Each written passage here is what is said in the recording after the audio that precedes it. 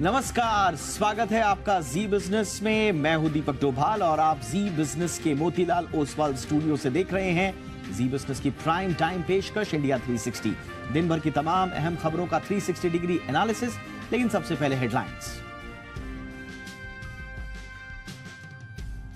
गुजरात के आसमान पर मंडरा रहा बिपरजॉय का खतरा। जखाऊ पोर्ट के करीब पहुंचा तूफान। 125 किलोमीटर प्रति घंटे की रफ्तार से चलेंगी हवाएं।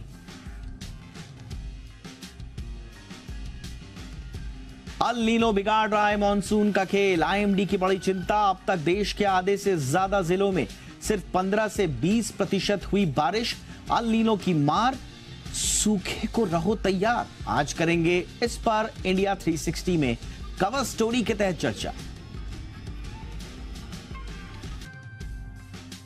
बंगाल पंचायत चुनाव में हिंसा जारी। उत्तरी दिनाजपुर में गोलीबारी में 3 सीपीएम समर्थक घायल। बीरभूम में टीएमसी समर्थकों ने किया पथराव।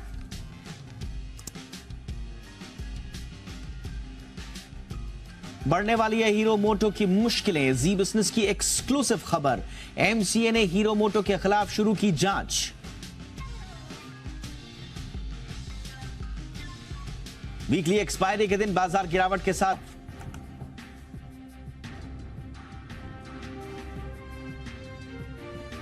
सोने और चांदी में तेज गिरावट। एमसीएक्स पर सोना 500 रुपए से ज्यादा टूटा।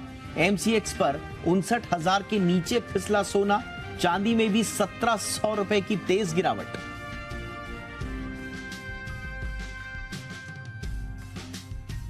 और 31 अगस्त से 17 सितंबर तक खेला जाएगा एशिया कप।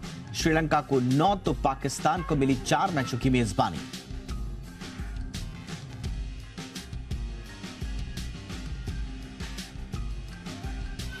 और आइए शुरू करते हैं हमारी आज की कवर स्टोरी।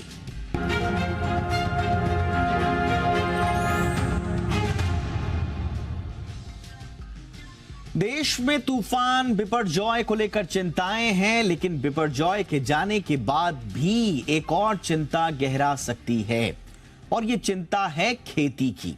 दरअसल मौसम विभाग ने जो आंकड़े सामने रखे हैं उन्हें खेती के लिहाज से तो अच्छा कतई नहीं कहा जा सकता।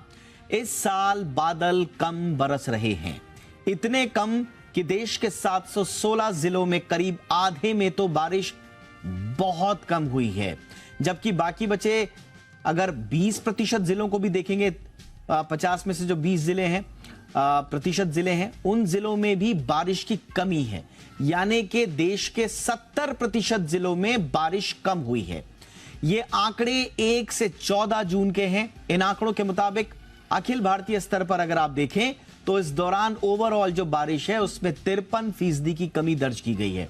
चिंता इस बात की है कि चक्रवात बिपरजॉय के कारण मॉनसून की देर से शुरुआत हुई और पहले से दिक्कतें ये बढ़ा रहा था, और अब अनुमान ये है कि मॉनसून की आगे की चाल भी कमजोर रहेगी। साथ ही अंदरूनी हिस्सों में मॉनसून की बारिश का नहीं दिखना चिंताएं बढ़ा रहा है। कुल मिलाकर मॉनसून के एक और हफ्ते कमजोर रहने की उम्मीद है, और यह तब तक कमजोर रहेगा जब तक बंगाल की खाड़ी के ऊपर एक अच्छा सिस्टम नहीं बन जाता। कुछ लोग ये भी सोच रहे होंगे कि एक तरफ बिपरजॉय का हो हल्ला हो रहा है तो दूसरी तरफ बारिश नहीं होने का रोना क्यों। तो उनकी जानकारी के लिए बता दें कि बिपरजॉय वाली बारिश एक सीमित क्षेत्र यानी कि सौराष्ट्र और कच्छ तक ही सीमित रह सकती है, और इसका दायरा जो है वो उतना बढ़ता नहीं है। इससे होगा ये कि जो बारिश है वो गुजरात के कुछ इलाकों में होगा असर उसका, और थोड़ा सा आगे अगर चला गया तो राजस्थान होगा, या इसका थोड़ा सा और असर अगर आप देखेंगे तो शायद दिल्ली, हरियाणा और पंजाब के कुछ हिस्सों में होगा। लेकिन चिंता इस बात की है कि ये बारिश जो है बिपरजॉय वाली, ये 1-1.5 दिन से ज्यादा नहीं टिकेगी, इसीलिए समय कम रहेगा और फिर हमें मॉनसूनी सिस्टम का इंतजार करना पड़ेगा। सामान्य मॉनसून होता तो अब तक पूरे महाराष्ट्र, छत्तीसगढ़ के अधिकांश हिस्सों, बिहार के कुछ हिस्सों, झारखंड, पूरे के पूरे ओडिशा, पश्चिम बंगाल के अधिकांश जो हिस्से हैं उनको कवर कर देता, लेकिन ऐसा नहीं हुआ। जून आधा बीत चुका है और अभी 15 दिन बाकी हैं, और ऐसा लग रहा है कि यह महीना मॉनसून की कमी के साथ ही खत्म होगा, क्योंकि अगले एक हफ्ते तक मॉनसून मजबूत होता दिख नहीं रहा है। देश में कम बारिश के पीछे अल नीनो को कारण माना जा रहा है, चूंकि 3 महीने से भी कम समय में जो चिंताएं हैं वो इतनी तेजी से बढ़ी हैं अल नीनो को लेकर कि जानकारों को इसके नुकसान होने की आगे आशंका सता रही है। अब सवाल यह है कि क्या वाकई में देश में इस मॉनसूनी सीजन में सूखे के हालात होंगे? क्या कुछ किया जा सकता है या फिर मॉनसून अपनी थोड़ा बहुत चाल बदलने के बाद सामान्य स्थिति में बारिश को दे सकता है? इस पर बातचीत करने के लिए खास मेहमान हमारे साथ हैं। आलोक सिन्हा साहब हैं, पूर्व एडिशनल सेक्रेटरी रहे हैं कृषि विभाग के। सिन्हा सर, बहुत बहुत स्वागत है आपका। और हमारे साथ हैं जीपी शर्मा, प्रेसिडेंट है metrology and climate change Skymet के। शर्मा जी, आपका भी बहुत बहुत स्वागत है। शर्मा सर, मैं चर्चा की शुरुआत तो आपसे ही करना चाहूंगा। जो आईएमडी के आंकड़े सामने आए हैं, आधे से ज्यादा जिलों में रेन डेफिसिट है, ये कितना चिंताजनक है सर? देखिए, चिंता तो बाकायदा शुरू से ही बनी हुई है, क्योंकि मानसून ने लेट स्टार्ट किया। स्टार्ट करने के बाद भी जो केवल वर्षा रही तो पश्चिमी तट के ही कुछ क्षेत्रों तक सीमित रही, और उसके बाद जब ये साइक्लोन अभी बिपरजॉय का जो असर है उसमें ज़्यादातर सौराष्ट्र और कच्छ के क्षेत्रों में ही देखने को मिला है। इसलिए आज की बात, जैसे आपने भी आंकड़े दिखाए, 53% की कमी एक बहुत चिंता का विषय है। और खासकर चिंता का विषय इसलिए है कि जिन क्षेत्रों में बारिश की अच्छी ज़रूरत होती है और होनी चाहिए, उनमें बिल्कुल वर्षा नाम मात्र हुई है। दक्षिणी भारत में जो विशेष क्षेत्र और मध्य भारत में महाराष्ट्र, जो कि हमेशा मानसून रेनफॉल पर ज़्यादा डिपेंड रहा है, उसमें वर्षा नाम मात्र है। तो चिंता का विषय तो बहुत है। और जैसे आपने बताया, कारण तो इसका साइक्लोन भी है, जिसने कि मानसून को करीब करीब इन क्षेत्रों से स्टॉल जिसको बोलते हैं वो कर दिया। और दूसरा, अल नीनो का प्रभाव हमें देखने को मिल रहा है। हालांकि अल नीनो प्रभाव के और मौसम के गतिविधि जो होती है उसमें लैग रहता है, हमेशा 2-3 हफ्ते का लैग भी रहता है, लेकिन बिल्कुल साफ है अभी भी कि मानसून बिल्कुल जो पैटर्न होता है उसमें फेरबदल ही नहीं, उलट पलट हो गया है करीब करीब। जैसे हालात होने चाहिए वो तो बिल्कुल देखने को मिल नहीं रहे। हमारा आशय बिल्कुल भी ये नहीं है कि देश में किसी तरह वर्षा हो जाए, कहीं भी हो जाए, नहीं। ज्यादा इंपॉर्टेंट ये है कि मॉनसून पैटर्न की वर्षा हो और उस हिसाब से हो, उस टाइम लाइंस पे हो जिस पे नॉर्मली होनी चाहिए। बिल्कुल बिल्कुल सर, आपने बिल्कुल सही कहा। बिल्कुल सर, मैं सिन्हा सर के पास बिल्कुल आपका यही जो बात है मैं उसी को आगे बढ़ा रहा हूं।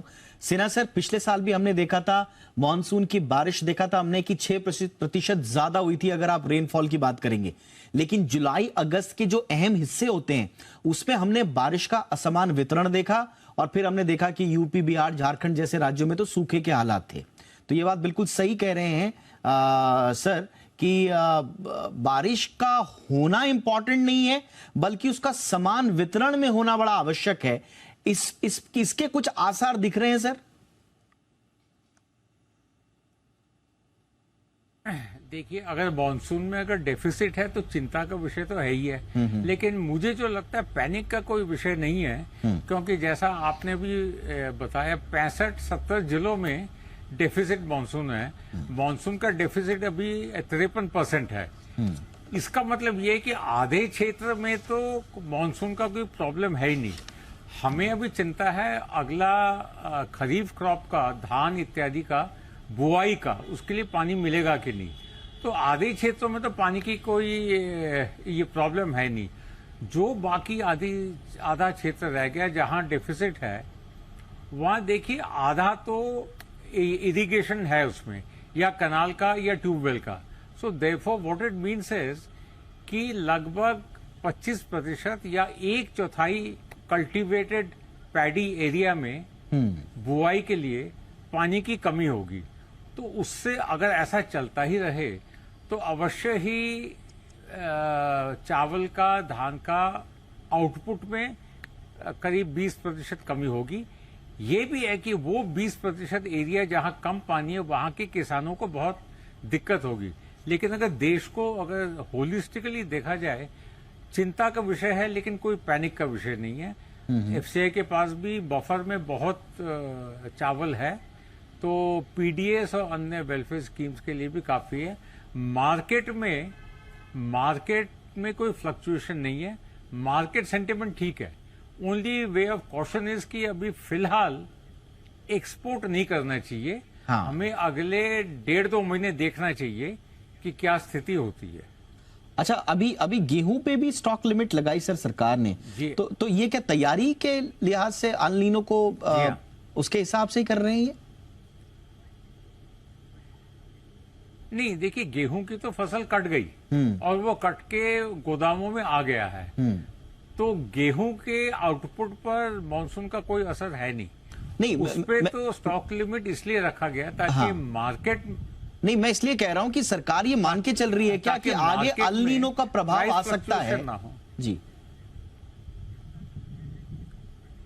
देखिए, अल नीनो का प्रभाव गेहूं पे तो नहीं आएगा, लेकिन सरकार का कर्तव्य भी है कि देश के सभी ग्राहकों के लिए, सभी कंज्यूमर्स के लिए गेहूं और चावल की उपलब्धता हो।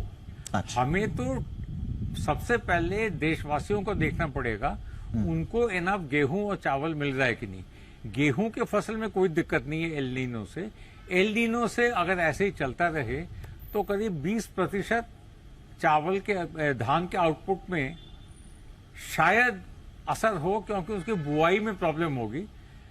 अगर ऐसा है तो झेलना पड़ेगा, लेकिन उसमें कंज्यूमर्स को अवेलेबिलिटी में कोई दिक्कत नहीं होगी। Market prices will be stable. अच्छा, ठीक है, ठीक है। शर्मा सर, मैं आपके पास आना चाहूंगा। अभी मैं देख रहा हूं कि महाराष्ट्र में 80% कमी है, 1 से 14 की जो है। पूर्वी यूपी में तो काफी ज्यादा है, 97%। पश्चिमी यूपी में 83%, पश्चिमी एमपी में 73% कमी। इसी तरह से आप अगर ईस्टर्न एमपी में देखेंगे तो 88% कमी है, और हरियाणा, चंडीगढ़, दिल्ली में 30% कमी है। ये क्या वो क्रूशियल बेल्ट्स हैं जहां पर हमारे आने वाले समय की खाद्यान्न जो उपलब्धता है वो प्रभावित होगी? अगर आप देखिए तो कुछ ही क्षेत्र हैं जिसमें मानसून अभी तक वर्षा नॉर्मल है, गिने चुने। ओके, जो अभी शायद सिन्हा साहब ने बताया कि 50% से क्षेत्रों में तो ठीक है, ऐसा नहीं है। लगभग सभी, कुछ क्षेत्र छोड़ दें पश्चिमी तट के आसपास, कुछ या तमिलनाडु को छोड़ दें, बाकी सारे क्षेत्रों में, कुछ पंजाब में थोड़ी सी हालत ठीक है क्योंकि उसमें पश्चिमी विक्षोभ से कुछ वर्षा हुई है। लेकिन नॉर्थ ईस्ट को हम इसलिए नहीं गिनते, नॉर्थ ईस्ट इंडिया में तो भरपूर बारिश होती रहती है और सामान्य से कई बार ज्यादा होती है, तो मुश्किल के हालात होते हैं। लेकिन जो फूड ग्रेन बाउल है कंट्री का, जिसपे हमारा सब कुछ आधार बना रहता है, उस पर निर्भर करता है, स्थिति चिंताजनक वहां पे है। देश के मध्यवर्ती भागों की बात कहें, महाराष्ट्र की बात कहें, महाराष्ट्र लार्जली रेन डिपेंडेंट और नाम मात्र वर्षा अभी तक तो मानसून पूरे महाराष्ट्र को कवर कर जाना चाहिए था। काफी सारा छत्तीसगढ़, इवन बिहार, झारखंड, पूर्वी उत्तर प्रदेश तक दस्तक दे देनी चाहिए थी, लेकिन ऐसा नहीं हो पा रहा। हालांकि अर्ली डेज है। देखिए, हम फूड सिक्योरिटी पॉलिसी को ओवरऑल जो मानसून परफॉर्मेंस है उससे लिंक नहीं करेंगे। हाँ, हमने हमारे देश के 2014-2015 लगातार 2 ड्राउट हुए थे, उसको भी ऑब्जर्व किया क्योंकि प्रिपेयर थे, तैयारी थी, उसके लिए फूड सिक्योरिटी थी। तो ऐसा अगर इस बार भी है तो उसकी चिंता नहीं है। चिंता सिर्फ ये है कि मानसून अगर बिगड़ जाता है, और जैसे कि आसार दिख रहे हैं, अल नीनो हमारे पैटर्न को करप्ट कर देता है। बिल्कुल, जहां वर्षा होनी चाहिए वहां नहीं होती, नहीं होनी चाहिए वहां होती है, उस समय होती है जब नहीं चाहिए, और जब होनी चाहिए तब नहीं होती। दिस इज व्हाट ये जो है अल नीनो ये करता है। तो चिंता बकायदा बनी हुई है उनकी। हालांकि अभी आने वाले दिनों में, जैसे हमने कहा, अभी तक तो अर्ली डेज थे, वर्षा जरूर होगी अभी, लेकिन करीब करीब मैं तो कह रहा हूँ मानसून का पैटर्न उल्टा होगा। जैसे शुरू होती है दक्षिण भारत से, करते करते मध्य भारत, और फिर पहुंचती है पश्चिमी भारत में और इंडो गंजेटिक प्लेन्स में। अभी आप उल्टा देखेंगे, सौराष्ट्र कच्छ में अभी बारिश हुई पिछले 2-3 दिन, अभी वो राजस्थान में शिफ्ट हो जाएगी, उसके बाद वो पश्चिमी उत्तर प्रदेश, दिल्ली समेत इंडो गंजेटिक प्लेन, बिहार में भी हो सकता है बारिश हो, उत्तर प्रदेश में भी हो। लेकिन जो सीक्वेंस एक बारिश का होता है वो नॉर्मल पैटर्न तो देखने को नहीं मिलेगा। इसलिए मैंने कहा जरूरत और आवश्यकता ये नहीं है कि बारिश हो गई, आवश्यकता ये है कि बारिश उन जगहों पे हो जहां इसकी जरूरत है। किसान तो असमंजस की स्थिति में रहेगा महाराष्ट्र का कि क्या करूं, कौन सी फसल बोऊं और कब बोऊं। तो ये चिंता का विषय बना है और बना रहेगा। अभी बरसात जरूर होगी, आने वाले दिनों में वर्षा संभावित है, लेकिन उन क्षेत्रों में जहां की इस वक्त की, उनको मैं अनसीजनल कहूंगा जी। बिल्कुल सर। अब सवाल ये भी है कि इसका क्या इसका महंगाई पर भी कोई असर पड़ सकता है या नहीं पड़ सकता है। सिन्हा सर, हमने अभी देखा था मई में थोड़ा सा हमने देखा कि गेहूं, चावल और कुछ दालों के जो खुदरा दाम है उनमें तेजी कायम रही। चावल के दाम थोड़ा जरूर कूल ऑफ हुए थे, अप्रैल में 11.37% बढ़े, फिर मई में कुछ घटकर 11.33 आ गए, लेकिन दालों में तेजी रही। जीरे में हमने देखा कि 50% की हो रही। तो अगर अल नीनो का प्रभाव हम पर ज्यादा पड़ता है और मॉनसून में डिले होता है तो क्या महंगाई पर इसका कोई असर देख रहे हैं सर? देखिए, मैं आपको बताऊं, मई में गेहूं में जो थोड़ी बहुत बढ़ोतरी आई थी वो हर साल आता है, क्योंकि जब तक नया गेहूं नहीं आया बाजार में तब तक पुराने गेहूं के प्राइसेस में थोड़ा बहुत ट्रेडर्स खेलते हैं। नाउ अबाउट धान एंड चावल, देखिए पश्चिम बंगाल, उड़ीसा, छत्तीसगढ़, आंध्र प्रदेश, तेलंगाना, ये भी है राइस बेल्ट। जो एफसीआई जो चावल जो प्रोक्योर करती है उसका 65% इन स्टेट से आता है, और यहाँ एल नीनो का फॉर्चुनेटली कोई असर नहीं है। पंजाब, हरियाणा में केवल 30% है। तो मुझे लगता है इसको कोप कर लिया जाएगा। ऐसी मतलब जहां बारिश नहीं आएगी वहां के किसानों को तो क्षति होगी, लेकिन ऑल इंडिया लेवल की उपलब्धता देखा जाए तो कोई प्रॉब्लम नहीं है। Okay sir. जाते जाते शर्मा सर, ओवरऑल जाते जाते जो क्लोजिंग कमेंट होगा आपका, ओवरऑल अगर मॉनसून का विपरीत असर हमारे खाद्यान्न उत्पादन पर पड़ता है और अल नीनो का प्रभाव हमें पूरी तरह से देखने को मिलता है, तो क्या ये हम कहें कि इस बार सूखे जैसे हालात होंगे, और अगर हैं तो क्या सरकार तैयार है, उसके लिए तैयारी है? हम हमेशा ये वेदर इवेंट्स जितनी होती हैं, इसको इसके हिस्ट्री और इसका जो पास्ट रिकॉर्ड है उसको जरूर संज्ञान में लेते हैं, उसको देखते हैं कि तब क्या हुआ था। जब जब अल नीनो आया है 2000 के बाद, इस सेंचुरी की बात करें तो हमें कभी भी उसने स्पेयर नहीं किया, कभी बख्शा नहीं है। 2002, 2004, 9, 14, 15, 18 बच गया बिल्कुल, लास्ट मिनट पे 10% की कमी रही, 9.5 की। तो अल नीनो हमें मतलब बहुत कम मौके हैं, 1997 को छोड़ दें तो तब उसने नॉर्मल रेनफॉल था। अल नीनो के वो चलते हमेशा ज्यादातर 75% केस में तो वो कम बारिश या सूखा, उसमें मैं कहूँगा 60% क्षेत्र केसेस में सूखा होता है, सूखा पड़ता है, और 15% जो है वो बिलो नॉर्मल। स्काईमेट के अनुमान के अनुसार हमने इस बार जो 60% चांस दिया है वो बिलो नॉर्मल और सूखा को मिला के 60%, एक बहुत बड़ा प्रतिशत है। अब जो नेशनल वेदर एजेंसी है उन्होंने भी दिया है, सूखे का परसेंटेज भी दिया है और बिलो नॉर्मल का भी हमारे से थोड़ा कम है, 50% है टोटल, पर 50% भी एक बहुत बड़ा हिस्सा है टोटल फोरकास्ट का। तो आसार तो ऐसे ही हैं बने हुए, कोई स्थिति ऐसी सुधरती कोई विशेष नहीं दिख रही। अल नीनो का प्रभाव जो है ज्यादातर मध्य भारत में और पूर्वी नॉर्थ वेस्ट इंडिया, पश्चिमी भारत में ज्यादा देखने को मिलता है जी। हम ये लेके चले। All right sir. तो यानी कि देखिए, प्रभाव को तो किसी भी सूरत में कम करके नहीं आंका जा सकता, और अगर अनुमान उम्मीदों से विपरीत आ रहे हो, कम ज्यादा हो सकता है आईएमडी और स्काईमेट के अनुमानों में, लेकिन अनुमान ये कुछ गलत कुछ अलार्मिंग संकेत दे रहे हैं, इसलिए सरकार को तैयारी करना आवश्यक है। बहुत बहुत शुक्रिया आप दोनों का, वक्त निकाला आपने। Alok Sinha sir, thank you so much sir वक्त निकालने के लिए। जीपी शर्मा सर, बहुत बहुत शुक्रिया आपका। तो ये थी हमारी आज की पहली खबर।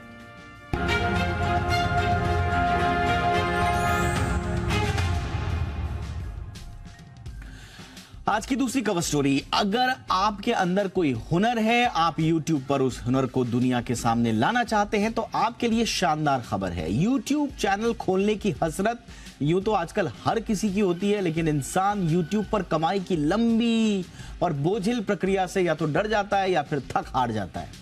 पहले सब्सक्राइबर बढ़ाओ, फिर मोनेटाइज कराओ, फिर व्यूज बढ़ाओ, फिर व्यू टाइम बढ़ाओ, तब जाकर कुछ रिवड़ियां हाथ लगती हैं। हाँ, विलक्षण प्रतिभा और बड़े जोखिम लेने वाले लोग भी हैं जो कम समय में अपनी व्यूअरशिप बढ़ा लेते हैं, लेकिन ऐसे कितने लोग हैं? ज्यादातर लोग कम सब्सक्राइबर वाले होते हैं। ज्यादातर लोगों का दम 1000 सब्सक्राइबर तक पहुंचने में ही फूलने लगता है और नतीजा ये होता है कि धीरे धीरे थक हार कर कंटेंट बनाना लोग कम कर देते हैं या फिर YouTube ही छोड़ देते हैं। और यही वजह है कि अब YouTube ने पैसा कमाने का तरीका बेहद आसान कर दिया है। सीधा सीधा कहें तो YouTube मोनेटाइजेशन के प्रोसेस को आसान बनाना चाहता है। YouTube चैनल के जरिए पैसा कमाने के लिए जरूरी नहीं होगा कि चैनल पर लाखों करोड़ों सब्सक्राइबर्स हों। खबर है कि YouTube चैनल पर अगर यूजर के सिर्फ 500 सब्सक्राइबर्स भी हैं तो भी चैनल मोनेटाइज करवाया जा सकता है। इसके अलावा आपको हर महीने भी ढेरों वीडियो डालने की जरूरत नहीं है। खबरों की माने तो YouTube की नई पॉलिसी के मुताबिक अब केवल 90 दिनों के भीतर ही मात्र 3 अगर आपने वीडियो डाल दिए तो उससे भी पैसा कमा सकते हैं आप।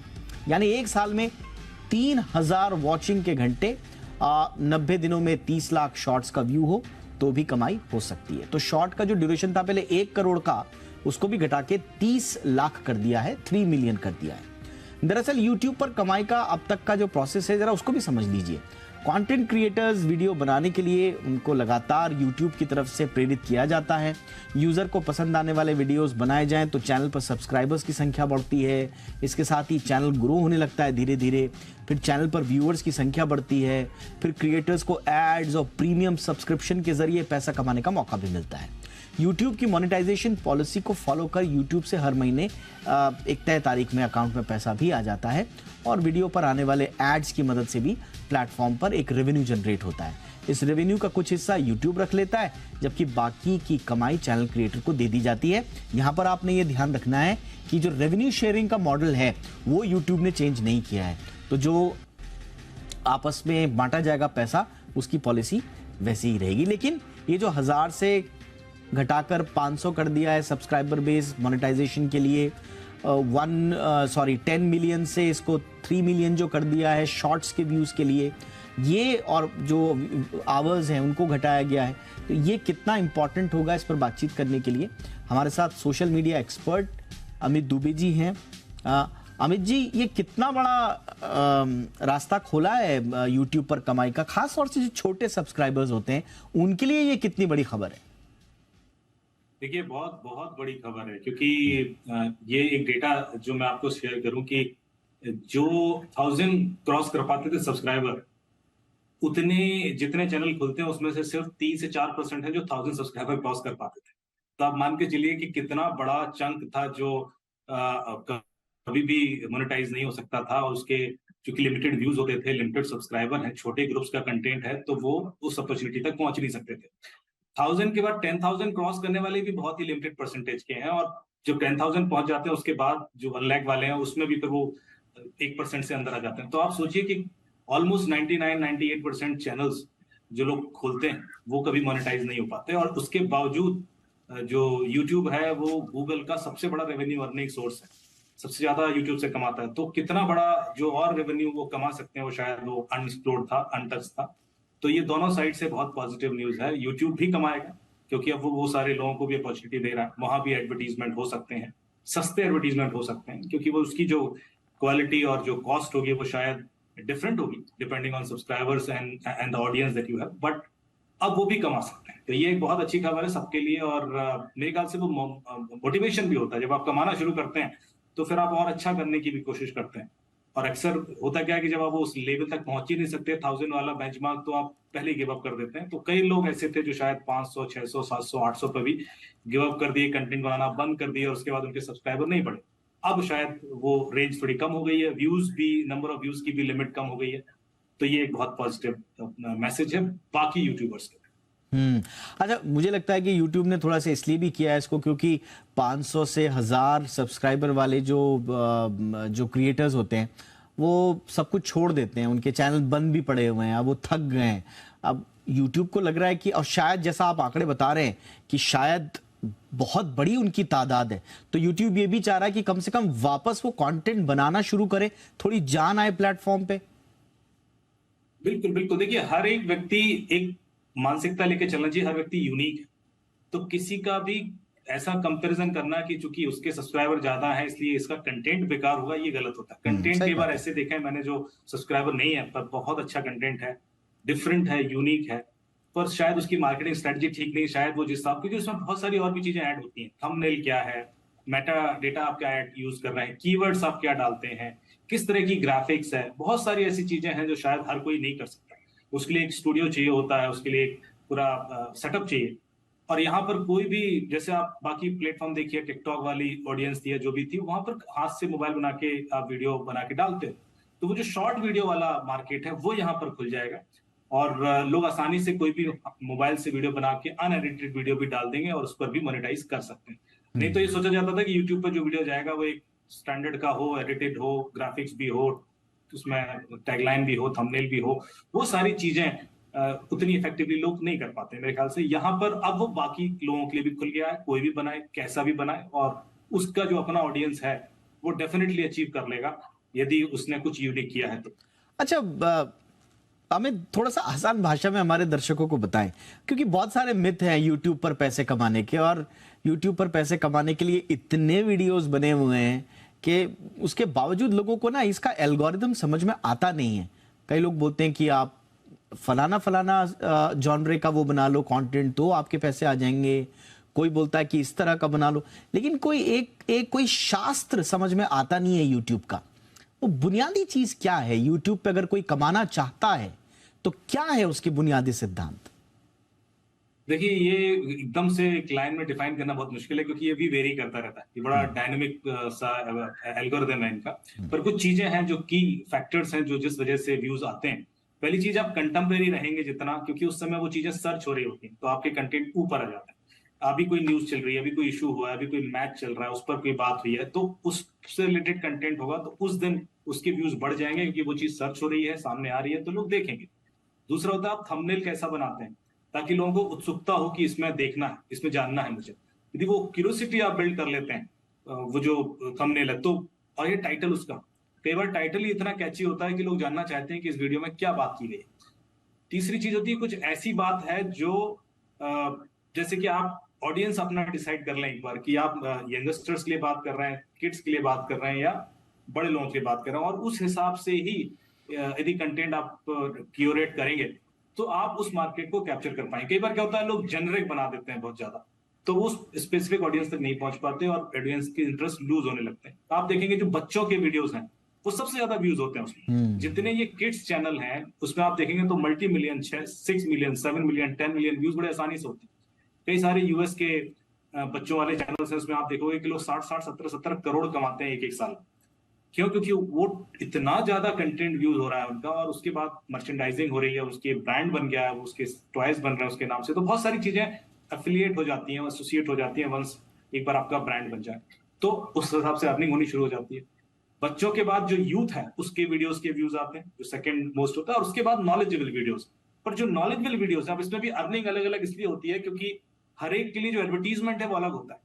तो आप यदि एक अलग सीनियर सिटीजन के लिए या उसके लिए कोई वीडियो बना के डाल रहे हैं जो उस लार्जर रेंज के लिए है, 30 से 60-70 साल या 30 से 70 साल की रेंज वाला है, तो उसमें बहुत सारे अपॉर्चुनिटीज हैं एडवर्टीजमेंट की, और वो आएंगी, तो आपके चांसेस अर्निंग के बढ़ते हैं। इसी तरह से शॉर्ट वीडियो होता है तो उसके व्यूज बढ़ते हैं, लॉन्ग वीडियो बहुत होगा तो वो व्यूज कम हो जाते हैं, क्योंकि लोग लॉन्ग वीडियो आजकल देखना उतना पेशेंस नहीं है। तो ये कुछ फैक्टर्स हैं जो मेरे ख्याल से बहुत प्रभाव डालते हैं। बिल्कुल। और एक बार आपकी ऑडियंस बन जाए, लॉयल ऑडियंस क्रिएट हो जाए, फिर दिक्कत नहीं होती, फिर आपका एक मिनिमम व्यू काउंट रहता है और आपकी अर्निंग बनी रहती है। Absolutely. तो ये इंश्योर करना कि आप एक लॉयल ऑडियंस क्रिएट कर लें, उसमें 1 साल 2 साल तक लग जाता है, आराम से 2 साल आपको मेहनत करनी पड़ेगी, तब जाके वो एक लॉयल ऑडियंस क्रिएट होती है जो 50,000 1 लाख सब्सक्राइबर तक हो, और उसके बाद फिर चाहे 5 लाख पहुंचे, 10 लाख पहुंचे, वो ऑर्गेनिक है। लेकिन वहां तक आपको पेशेंस चाहिए, बहुत धैर्य के संग लगातार कंटेंट बनाना है, इंप्रूव करते जाना है और इन फैक्टर्स का इस्तेमाल करना है। एब्सोल्युटली। देखिए, ये न्यू एज मीडिया में हम सबके सामने ये रिवॉल्यूशन हुआ है। यूट्यूब हमारे सामने आया है, और ये जो यूजीसी का इकोसिस्टम बना है, यूजर जनरेटेड कंटेंट, इसका जो पूरा इकोसिस्टम हमारे सामने आया है, उसने न सिर्फ अभिव्यक्ति के तमाम आयामों को एकदम उसमें क्रांति ला दी है, बल्कि आपको कमाई का मौका भी दे रहे हैं। यूट्यूब उनमें से एक मोस्ट ऑथेंटिक माने जाने वाला, मोस्ट प्रीमियम प्लेटफॉर्म है, जैसे जैसे ये ज़्यादा से ज़्यादा क्रिएटर्स को आकर्षित करने के लिए पॉलिसीज़ में तब्दीली कर रहा है, मुझे लगता है कि जो छोटे क्रिएटर्स हैं, जो कम सब्सक्राइबर बेस से शुरुआत करना चाहते हैं कमाई के नज़रिए से, उनके लिए एक अच्छा मौका है। तो आपके पास भी अगर हुनर है तो जाइए यूट्यूब पे दिखाइए, हाथ आजमाइए, क्या पता आपकी किस्मत जैसे यूट्यूब स्टार्स की किस्मत जो है पलटी है वो पलट जाए। और आजकल तो उन्हें स्टार्स का दर्जा मिल गया है। मैं इस बार देख रहा था, अमित, चर्चा को तो यही खत्म करेंगे, लेकिन इस बार मैं देख रहा था कांस फिल्म फेस्टिवल में, मैंने देखा कि वो इन्फ्लुएंसर्स पहुंचे हुए हैं वहां पर। वहां जाने के लिए पता नहीं कितने स्टार्स का नंबर ही नहीं आया आज तक। और जो यूट्यूब जो स्टार्स हैं, जो कंटेंट क्रिएटर्स हैं, वो वहां पर जो है वॉक कर रहे थे। तो ये है हकीकत। एक डेटा और मैं दूंगा सर, यूट्यूब सब्सक्राइबर या फॉलोअर्स जो है ना, वो जो स्टार्स की बात कर रहे हैं वो बॉलीवुड स्टार्स से ज्यादा है उनके। हाँ बिल्कुल बिल्कुल। तो उनका लॉयल ऑडियंस है, बहुत बहुत सीरियस फॉलोअर्स होते हैं। एक चीज और है कि इस पे यूट्यूब से जो पैसा कमाई होती है, वो जो उसकी एल्गोरिदम वो तो है, लेकिन उसके बाद जो आपको पेड पार्टनरशिप्स मिलती है, हाँ, बशर्ते उसमें आप जो एडवर्टीजमेंट नियम है उनका ध्यान जरूर रखें। एक जिम्मेदार चैनल के नाते हम हमेशा यही बोलते हैं आपको, लेकिन पार्टनरशिप की भी स्कोप है और लोगों के चैनल स्पॉन्सर हो जाते हैं, लोगों के कंटेंट स्पॉन्सर हो जाते हैं, एपिसोड स्पॉन्सर हो जाते हैं। तो कमाई की एक अलग दुनिया है। तो ऑल द बेस्ट हमारे सभी दर्शकों के लिए जो भी यूट्यूब में अपना भविष्य तलाश रहे हैं। और अमित, आपका भी बहुत बहुत शुक्रिया वक्त निकालने के लिए। साइक्लोन बिपरजॉय गुजरात के सौराष्ट्र और कच्छ से टकरा गया है। आईएमडी का कहना है कि लैंडफॉल आधी रात तक जारी रहेगा। इसके चलते मांडवी में तेज हवाओं के साथ भारी बारिश हो रही है। बिपरजॉय को लेकर सौराष्ट्र और कच्छ के तटों के लिए रेड अलर्ट जारी कर दिया गया है। द्वारका में चक्रवात बिपरजॉय से हवा की रफ्तार 130 किलोमीटर प्रति घंटा हो गई है। चक्रवात से होने वाले खतरे को देखते हुए अब तक 94,000 से ज्यादा लोगों को तटीय इलाकों से रेस्क्यू किया गया है। जामनगर में चक्रवात बिपरजॉय का प्रभाव देखने को मिल रहा है। यहां तटीय क्षेत्रों पर ऊंची लहरें उठ रही हैं। तूफान बिपरजॉय का असर गुजरात के साथ ही महाराष्ट्र और कर्नाटक में भी दिख रहा है और इन इलाकों में एनडीआरएफ की 33 टीमें तैनात की गई हैं। कोस्ट गार्ड, आर्मी और नेवी की रेस्क्यू और रिलीफ टीमों को स्टैंड बाय पर रखा गया है। इन इलाकों में चक्रवात के गुजर जाने के बाद यातायात और बिजली व्यवस्था बहाल करने के लिए करीब 600 टीमें बनाई गई हैं। पश्चिम रेलवे ने चक्रवात संभावित क्षेत्रों में 67 ट्रेनें रद्द की हैं। 25 के रूट बदले गए हैं। पाकिस्तान में भी चक्रवात बिपरजॉय को लेकर अलर्ट जारी किया गया है। नाबालिग यौन शोषण केस में भारतीय कुश्ती संघ के पूर्व अध्यक्ष बृजभूषण शरण सिंह को दिल्ली पुलिस ने क्लीन चिट दे दी है। दिल्ली पुलिस मामले की जांच कर रही थी और आज उसने आरोपों पर राउज एवेन्यू कोर्ट में 1000 पन्नों की चार्जशीट दाखिल की। वहीं पॉक्सो मामले में बृजभूषण शरण सिंह को बड़ी राहत मिलती हुई दिखाई दे रही है। दिल्ली पुलिस ने पॉक्सो मामले में पटियाला हाउस कोर्ट में क्लोजर रिपोर्ट दाखिल की है। इस रिपोर्ट में दिल्ली पुलिस ने कहा है कि उनके खिलाफ इस केस में कोई सबूत नहीं मिले, लिहाजा मामले की जांच बंद की जा रही है। अदालत ने पुलिस रिपोर्ट को संज्ञान में लेते हुए मामले की अगली सुनवाई 4 जुलाई तय की है। पश्चिम बंगाल में होने वाले पंचायत चुनाव के मद्देनजर कोलकाता हाईकोर्ट ने बड़ा आदेश दिया है। हाईकोर्ट ने राज्य निर्वाचन आयोग को निर्देश दिया है कि सभी जिलों में 48 घंटे के भीतर केंद्रीय बल तैनात किया जाए। कोर्ट के इस फैसले को लागू करना होगा। 48 घंटे के भीतर राज्य चुनाव आयोग को केंद्रीय बलों के लिए केंद्र से अनुरोध करना होगा। आपको बताएं कि बंगाल में होने वाले पंचायत चुनाव से पहले हिंसा की खबरें मिल रही हैं। नामांकन के दौरान राज्य भर से हिंसा की खबरें हैं और इसी को देखते हुए हाईकोर्ट का ये आदेश आया है।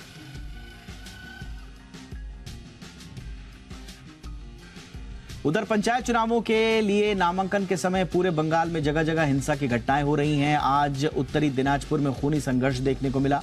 बताया जा रहा है कि दिनाजपुर में गोली तक चल गई, जिसमें 3 लोगों की जान चली गई है।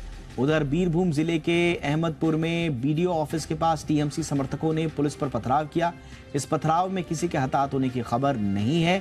बंगाल बीजेपी महासचिव अग्निमित्रा पॉल ने पंचायत चुनाव के दौरान हो रही हिंसा के लिए मुख्यमंत्री ममता बनर्जी को जिम्मेदार ठहराया है। पश्चिम बंगाल में जारी हिंसा के बीच मुख्यमंत्री ने विपक्ष पर निशाना साधा है। उन्होंने कहा कि विपक्ष पंचायत चुनाव के नामांकन को उग्र कर रहा है, जिसकी वजह से हिंसा की घटनाएं बढ़ रही हैं। उन्होंने कहा कि विपक्षी नेता नामांकन दाखिल करते समय हिंसा कर रहे हैं ताकि राज्य की छवि खराब हो। ममता बनर्जी ने कहा कि चोपड़ा में हुई हिंसा को सीपीआईएम ने अंजाम दिया, जबकि भांगोर में आईएफएस के लोग उनकी पार्टी के कार्यकर्ताओं पर हमला करते हुए नजर आए। मणिपुर में हिंसा थमने का नाम नहीं ले रही है। आज एक बार फिर आगजनी और गोलीबारी की खबरें हैं। इम्फाल पूर्व के चेकोन इलाके में एक घर को उपद्रवियों ने आग के हवाले कर दिया। हालांकि अभी तक किसी का हताहत होने की खबर नहीं है। एक महिला को हल्की चोटें जरूर आई हैं। दमकल कर्मियों ने आग पर काबू पा लिया है। सेना के जवान घटनास्थल पर पहुंच गए हैं। स्थिति नियंत्रण में बताई जा रही है। इस दौरान भीड़ पर काबू पाने के लिए आंसू गैस के गोले छोड़े गए। बताया भी जा रहा है कि घटना के बाद स्थानीय लोगों ने आरएएफ पर पथराव भी किया। कर्नाटक में सरकार बदलने के बाद से पिछली सरकार के कानूनों को पलटने का काम शुरू हो गया है और इसी क्रम में कर्नाटक कैबिनेट ने बीजेपी सरकार की ओर से पेश किए गए धर्मांतरण विरोधी कानून को रद्द करने का फैसला किया है। इसके अलावा राज्य में स्कूली पाठ्य पुस्तकों से आरएसएस संस्थापक हेडगेवार और अन्य के चैप्टर को हटाने का फैसला भी किया गया है। मई 2022 में तत्कालीन बीजेपी सरकार कर्नाटक में धर्मांतरण विरोधी कानून लाई थी। उस वक्त विरोधी दल कांग्रेस और जेडीएस ने इसका विरोध किया था। दिल्ली के मुखर्जी नगर इलाके की एक कोचिंग सेंटर में आज दोपहर 12 बजे आग लग गई। जान बचाने के लिए छात्र बिल्डिंग की तीसरी मंजिल से तार के सहारे नीचे उतरते दिखे। कुछ ने खिड़कियों और बालकनी से कूदकर जान बचाई। हादसा बत्रा सिनेमा के पास ज्ञाना बिल्डिंग में हुआ। इसमें 4 स्टूडेंट्स घायल होने की खबर है। मीडिया रिपोर्ट्स के मुताबिक आग एसी में शॉर्ट सर्किट की वजह से लगी। सोशल मीडिया पर इस हादसे के वीडियो वायरल हो रहे हैं। मुखर्जी नगर इलाके में स्टूडेंट्स प्रतियोगी परीक्षाओं के साथ साथ सिविल सेवाओं की तैयारी करते हैं। जिस सेंटर में आग लगी वहां 200 से ज्यादा स्टूडेंट्स मौजूद थे। केंद्र में मोदी सरकार के 9 साल पूरे होने पर यूपी के सीएम योगी आदित्यनाथ ने अयोध्या में एक जनसभा को संबोधित किया। भरत कुंड पर जनसभा को संबोधित करते हुए योगी ने कहा कि राम मंदिर का निर्माण तेजी से हो रहा है। पीएम नरेंद्र मोदी जनवरी में राम मंदिर का उद्घाटन करेंगे। उन्होंने कहा कि यह दिन उत्सव की तरह मनाया जाएगा। 21 लाख दीप जलाए जाएंगे और दुनिया अयोध्या का वैभव देखेगी। सीएम योगी ने यह भी कहा कि वो अयोध्या को दुनिया की सबसे सुंदर नगरी बनाएंगे।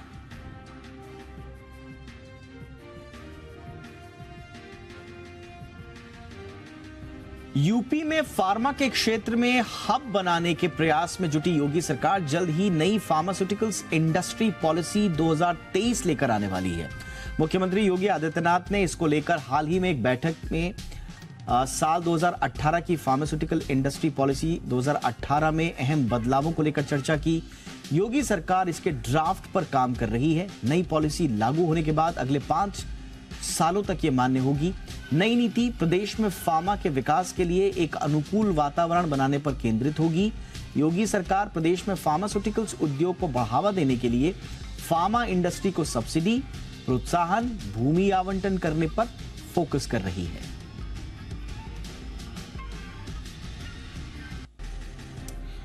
अगर आपने पैसे बचाए हैं तो आपका बुढ़ापा परिवार के लिए कभी बोझ नहीं हो सकता। लेकिन हाल ही में एक चौंकाने वाले सर्वे के मुताबिक देश में करीब 75% बुजुर्ग महिलाओं की कोई सेविंग नहीं है और इसके चलते उन्हें तमाम दिक्कतों का सामना करना पड़ता है। ये आंकड़े बुजुर्ग महिलाओं से जुड़े हैं, लेकिन ऐसे ही हालात हर बुजुर्ग के हैं लगभग।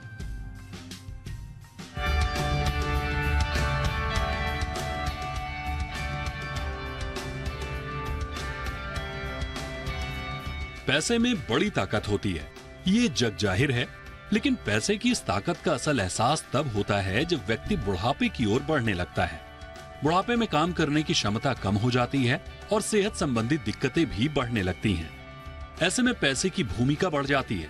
पैसे नहीं होने पर बुजुर्गों की उनके ही घर में उनकी अनदेखी होने लगती है। ऐसे समय में बुजुर्गों को एहसास होता है कि काश सेविंग की होती, खाते में पैसे होते तो वे अपना ठीक से इलाज करवा पाते, बच्चों पर बोझ नहीं होते। खासकर उन बुजुर्गों की स्थिति काफी खराब है जिनके पास ना तो कोई सेविंग है और ना ही कोई हेल्थ बीमा। हेल्पेज इंडिया की एक चौंकाने वाली रिपोर्ट सामने आई है, जिसके मुताबिक देश में करीब 75% बुजुर्ग महिलाओं के पास कोई सेविंग नहीं है। 64% बुजुर्ग महिलाओं के पास कोई मेडिकल इंश्योरेंस नहीं है। ये आर्थिक तौर पर अपने बच्चों पर निर्भर हैं। ये हाल देश की केवल बुजुर्ग महिलाओं का ही नहीं, उन सभी बुजुर्गों का भी है जिनके पास सेविंग के नाम पर कुछ भी नहीं होता। कई बार बुजुर्ग रिटायरमेंट के बाद मिले पैसे का सही निवेश नहीं कर पाते, जो उन पर भारी पड़ता है।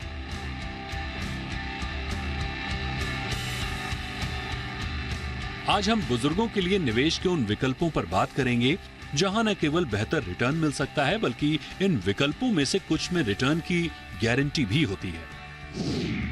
सबसे पहले सीनियर सिटीजन सेविंग स्कीम यानी SCSS की बात करते हैं। इसमें गारंटीड रिटर्न मिलता है। ये निवेश विकल्प उनके लिए है जिनकी उम्र 60 साल या उससे ज्यादा है। इसमें VRS लेने वाले लोग भी निवेश कर सकते हैं। SCSS में सालाना 8.2% की दर से ब्याज मिलता है। वहीं बुढ़ापे की लाठी के तौर पर मंथली पेंशन के लिए नेशनल पेंशन सिस्टम यानी NPS एक बेहतर विकल्प है। NPS में 18 से 70 साल के बीच कोई भी व्यक्ति निवेश कर सकता है। इसमें रिटर्न की गुंजाइश बेहतर होती है। इसके अलावा वरिष्ठ पेंशन बीमा योजना भी एक बेहतर विकल्प है। इसमें आपके एक मुश्त निवेश पर आपको सालाना 8% की ब्याज दर से पेंशन दी जाती है। ये पेंशन 10 साल तक दी जाती है और इसे महीने, तिमाही, छमाही और वार्षिक आधार पर जैसे चाहे कोई ले सकता है। वहीं अटल पेंशन योजना के तहत 60 साल की उम्र के बाद लोगों को 1,000 रुपए से लेकर 5,000 रुपए तक मासिक पेंशन का लाभ दिया जाता है। आपको कितनी पेंशन मिलेगी ये जमा धनराशि पर निर्भर करता है। 18 से 40 वर्ष के लोग जो टैक्स पेयर नहीं हैं, वे इस स्कीम में निवेश कर सकते हैं। प्रधानमंत्री वय वंदना योजना यानी PMVVY भी उनके लिए सुरक्षित निवेश है जो लोग रिटायरमेंट के बाद सिक्योर रिटर्न चाहते हैं। PMVVY में 7.4% ब्याज मिलता है। बुजुर्गों के लिए ये कुछ ऐसे सुरक्षित और गारंटीड रिटर्न वाले प्लान हैं जिनमें निवेश के साथ कोई भी सीनियर सिटीजन अपने बुढ़ापे को बेहतर तरीके से काटने का औजार बना सकता है। निवेश के इन विकल्पों के अलावा समय रहते अगर किसी प्रॉपर्टी में निवेश किया जाए तो बुढ़ापे में इससे मिलने वाला रेंट भी जीविकोपार्जन का अच्छा साधन बन सकता है। इन उपायों के अपनाने से ना तो कोई बुजुर्ग अपने परिवार पर बोझ बनेगा और ना ही बुढ़ापा किसी पर भारी पड़ेगा। ब्यूरो रिपोर्ट, जी मीडिया। टू व्हीलर बनाने वाली दिग्गज कंपनी हीरो मोटो की मुश्किलें बढ़ने वाली हैं। जी बिजनेस की एक्सक्लूसिव जानकारी के मुताबिक MCA ने जांच शुरू की है। इस पूरी खबर पर विस्तार से जानकारी दे रहे हैं जी मीडिया संवाददाता तरुण शर्मा। तरुण, बताइए क्या है ये पूरा मामला? बिल्कुल, हीरो मोटोकॉर्प के लिए एक नेगेटिव खबर है क्योंकि मिनिस्ट्री ऑफ कॉर्पोरेट अफेयर्स ने हीरो मोटोकॉर्प के खिलाफ इन्वेस्टिगेशन स्टार्ट किया है। मैं अपने दर्शकों को बताना चाहूँगा, हीरो मोटोकॉर्प में लास्ट ईयर इनकम टैक्स ने सर्च करी थी और करीबन 900 करोड़ का टैक्स इवेजन हीरो मोटोकॉर्प में उन्होंने पकड़ा था और उसी आधार पे मिनिस्ट्री ऑफ कॉर्पोरेट अफेयर्स ने अब इन्वेस्टिगेशन स्टार्ट किया है। और ये एक बड़ा रेयर केस है जहाँ पे मिनिस्ट्री ऑफ कॉर्पोरेट अफेयर्स ने जो इन्वेस्टिगेशन कर रहे हैं वो सीधा इन्वेस्टिगेशन का ऑर्डर दिया है। जब MCA किसी भी केस को लेता है तो पहले प्रिलिमिनरी इंक्वायरी होती है, उसके बाद इंस्पेक्शन होता है और फिर इन्वेस्टिगेशन होता है।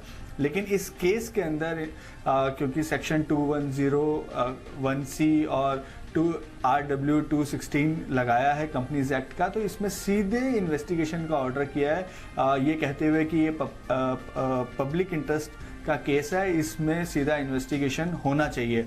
ये बहुत कम ऐसे केसेस होते हैं देश में जिसमें सीधे इन्वेस्टिगेशन को ऑर्डर किया जाता है। मैं बताना चाहूँगा कि हीरो मोटोकॉर्प के साथ साथ उनकी जो मार्केटिंग और एडवर्टाइजिंग का थोड़ा बहुत काम संभालती है, उस कंपनी को भी इन्वेस्टिगेशन के दायरे में रखा गया है। और मिनिस्ट्री ऑफ कॉर्पोरेट अफेयर्स ने जो इन्वेस्टिगेशन ऑफिसर्स हैं उनको साफ तौर से कहा है कि 3 महीने में इनकी रिपोर्ट सबमिट होनी चाहिए इस पूरी इन्वेस्टिगेशन की। और क्योंकि मिनिस्ट्री ऑफ कॉर्पोरेट अफेयर्स ये जानना चाहता है कि जो 900 करोड़ का जो लेन देन है, जो टैक्स इवेजन है, उसमें बेनिफिशियरी ओनरशिप कौन है, किसकी है, किसका पैसा है और कैसे ये इवेजन हुआ है और क्या बुक्स ऑफ अकाउंट्स में इस चीज़ को दिखाया गया था या नहीं। इन सभी पहलुओं पे मिनिस्ट्री ऑफ कॉर्पोरेट अफेयर्स इसकी जांच करेगा। ये केस शुरुआत में पहले DRI ने पकड़ा, DRI से केस इनकम टैक्स को ट्रांसफ़र हुआ और अब मिनिस्ट्री ऑफ कॉर्पोरेट अफेयर्स इसकी जांच कर रहा है। और जब हमने कंपनी से उनसे जी बिजनेस ने सवाल भेजे तो उन्होंने ये कहा कि अभी तक हमें मिनिस्ट्री ऑफ कॉर्पोरेट अफेयर्स की तरफ से कोई लेटर नहीं आया है, लेकिन जैसे ही ये लेटर आएगा तो हम जरूर इसका जवाब देंगे, उनको कोऑपरेट करेंगे। लेकिन मैं दर्शकों को बताना चाहूँगा कि 5 जून को मिनिस्ट्री ऑफ कॉर्पोरेट अफेयर्स ने इन्वेस्टिगेशन का निर्देश दिया है। शुक्रिया तरुण इस तमाम जानकारी के लिए। अगर आप सोने चांदी की खरीदारी का मन बना रहे हैं तो आपके लिए अच्छी खबर है। रिकॉर्ड ऊंचाई से सोने के भाव में 3,000 रुपए ये सस्ता हो गया है। MCX पर सोना 58,700 के नीचे लुढ़क गया है। चांदी में भी कमजोरी देखी जा रही है। इस पर हमारे जी बिजनेस के कमोडिटी एडिटर मृत्युंजय कुमार झा हमारे साथ जुड़ रहे हैं। मृत्युंजय, सोने के भाव में गिरावट की मुख्य वजहें क्या हैं? देखिए, सबसे पहले जो दर्शक हमें देख रहे हैं उनके लिए अच्छी खबर ये है कि गोल्ड का भाव 2.5 महीने में सबसे सस्ता हो गया है। मतलब ये कि 59,000 के नीचे आ गया है 10 ग्राम सोने का भाव घरेलू वायदा बाजार में, और ये 2.5 महीने का लो है। अंतर्राष्ट्रीय बाजार में भी भाव में तेज गिरावट आई है और $1950 प्रति औंस के नीचे आ गया है। मतलब आप ये समझिए कि ऑल टाइम हाई से करीब $130 दाम गिर गए हैं अंतर्राष्ट्रीय बाजार में, और इंडियन मार्केट में करीब 3,000 रुपए तक की गिरावट ऑल टाइम हाई से आई है। अब सवाल यह है कि ये गिरावट क्यों आई है। तो अब देखिए, फेड की मीटिंग हुई कल और फेड का ये फैसला हुआ 10 बार दरें बढ़ाने के बाद फेड ने यह तय किया कि इस बार दरें नहीं बढ़ाएंगे। तो आमतौर पर दरों का नहीं बढ़ना गोल्ड के लिए पॉजिटिव होता है, लेकिन दरें नहीं बढ़ाने के साथ साथ फेड ने एक नया पेच फंसाया और फेड ने यह कहा कि अभी 2 और बढ़ोतरी दरों में हो सकती है।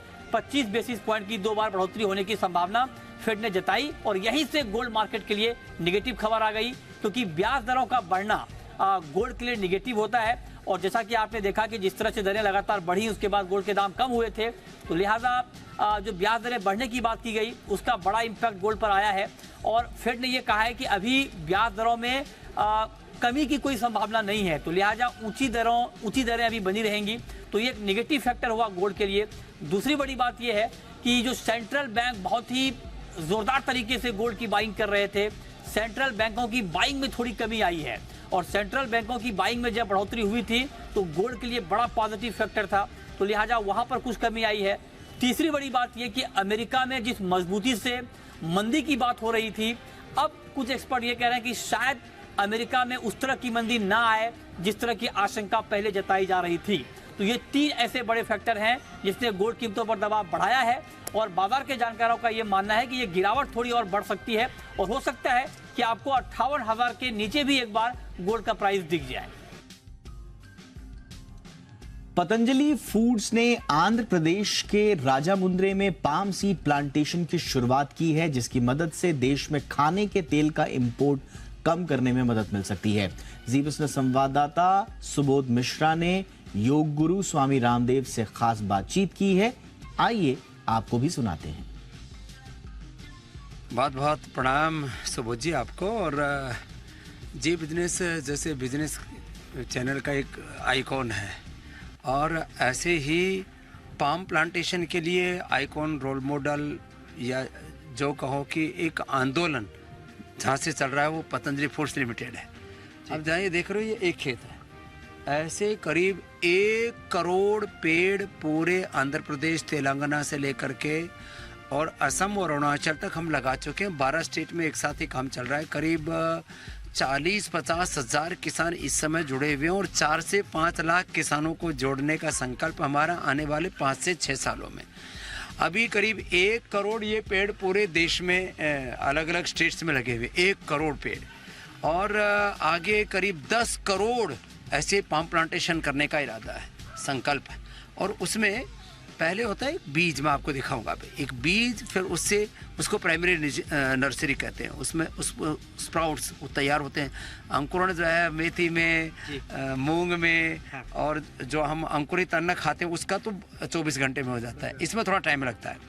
स्प्राउट के बाद में फिर पौधा तैयार होता है, उसको सेकेंडरी नर्सरी बोलते हैं। फिर जब वो पौधा 2-2.5 फीट का हो जाता है तब किसानों को देते हैं और वो इसको खेत में लगाते हैं। फिर ये पाम प्लांटेशन शुरू होता है। इसमें भी फिर 3 चरण है। आप देख रहे हैं कि इतनी दूर दूर तक ये पौधे हैं, तो इसके बीच में वो शाक सब्जियां फल लगा सकते हैं। फिर इसमें प्लांट को पानी देने के लिए ड्रिप इरिगेशन की व्यवस्था होती है, उसमें गवर्नमेंट से सब्सिडी है। फिर ये जब पौधा तैयार होता है करीब 4 से 5 साल में पूरा फल आता है, तो बीच का जो ड्राई पीरियड होता है उसमें पर हेक्टर 40,000 रुपए की उसमें सरकार सब्सिडी देती है। कुल 12,000 करोड़ रुपए की सब्सिडी आदरणीय मोदी जी ने ऑयल पाम मिशन माने खाद्य तेलों में देश को आत्मनिर्भर बनाने के लिए ये सबसे बड़ा काम किया। और अब हालात ये है कि एक लाइन लगी हुई किसानों की, हमें करीब 12 स्टेट में, और उसमें भी मूलतः आंध्र प्रदेश, तेलंगाना, असम और नॉर्थ ईस्ट के 4 स्टेट, यहाँ पर करीब 15 लाख एकड़ ज़मीन वो एलोकेट हो चुकी है और लगभग 20 लाख एकड़ ज़मीन के ऊपर अब ये 10 करोड़ पेड़ लगेंगे पाम के।